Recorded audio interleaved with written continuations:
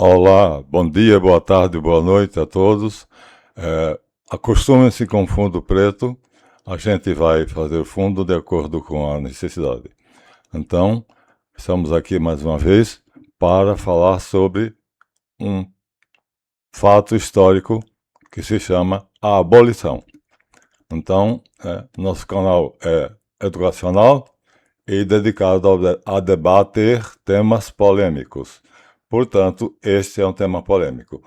Dê o seu like, se você gostar, compartilhe e faça seu comentário. Vamos então começar nos textos. Vamos ao texto. A Lei Áurea deu origem às favelas. A história nos oferece, em seus capítulos, no qual se estuda o movimento republicano. Ali se dá à princesa Isabel o título de a Redentora por ter assinado uma lei que proibia a escravidão.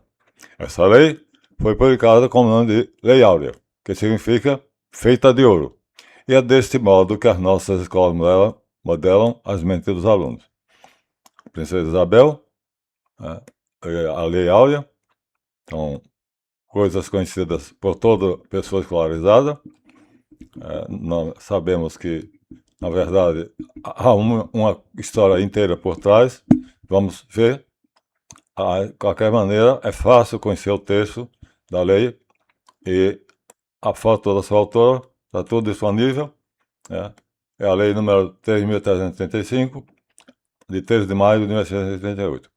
Então, a princesa Isabel, casada com o conde de, que era francês. Então, o texto está disponível, né, na Câmara. Primeiro, o original, está na Biblioteca Nacional. Está na Biblioteca Nacional, o texto original. E a sua cópia está na Câmara.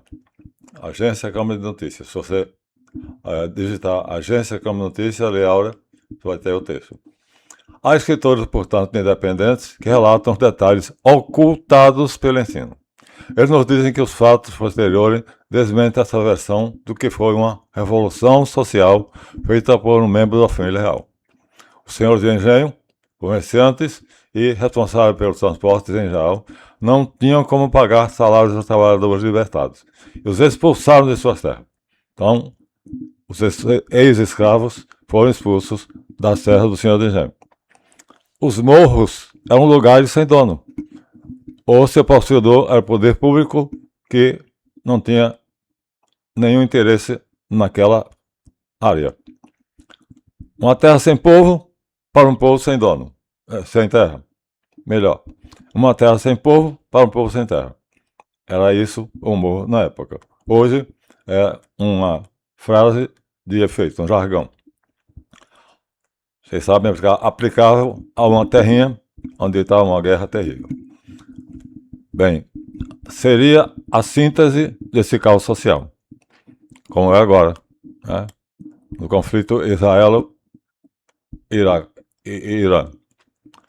O negro liberto se estabeleceu ali, construindo suas casas de material barato e sem nenhum planejamento urbano.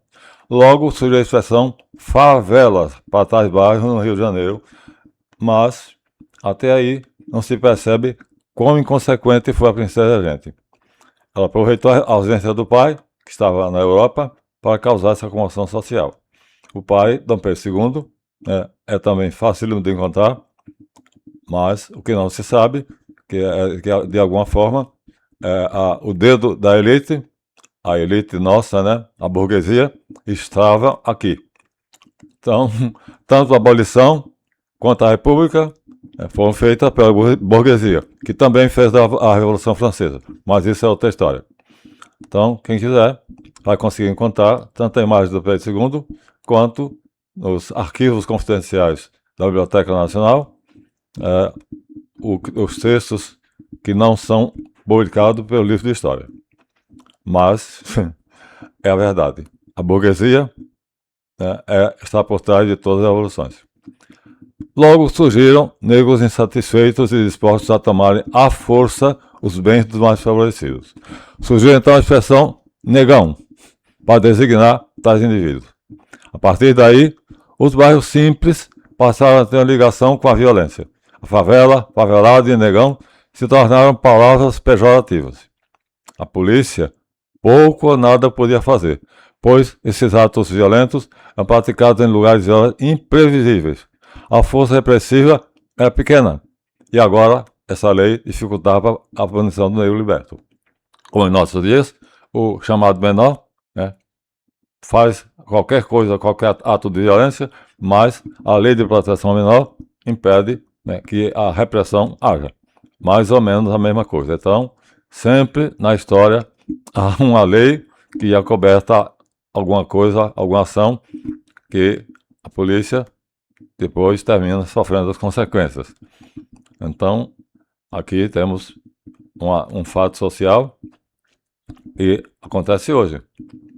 Ontem vi no Jornal Nacional, de manhã, a questão de um bairro em Niterói, onde acabou a internet. Os moradores chamaram os funcionários da internet para poder consertar. E quando os funcionários chegaram, foram raptados por algumas pessoas violentas. Então, vocês sabem como é o título dessas pessoas, né? São organizações que estão a partir da lei, fora da lei. Então, aconteceu ontem em Niterói e deve estar acontecendo ainda. Então, de qualquer maneira, o raciocínio está mais ou menos certo. Quer dizer, eu não tenho oportunidade, eu não tenho como, e o morador do assalto tem. Então, é claro que ele vai ter escolaridade, ele vai ter um cargo garantido, a nobreza, ou então o comércio, ele vai poder abrir uma loja, então vai poder fazer, comprar algum meio de transporte. Na época era raro, caríssimo, né? Então tudo isso, né, o ex-escravo não tinha acesso. Portanto, minha gente, foi um caos. Não é? Veja só. Parecia que seria um gesto muito belo. Um gesto de misericórdia, assim, de pena por aquele que sofria. Na verdade, por trás estava a burguesia, que não sofria. Ou seja, uma elite que ainda hoje existe e é quem faz a história. De qualquer maneira, o que parecia, portanto, um gesto bom, revelou-se uma oportunidade que criou uma fama para os pobres ex-escravos.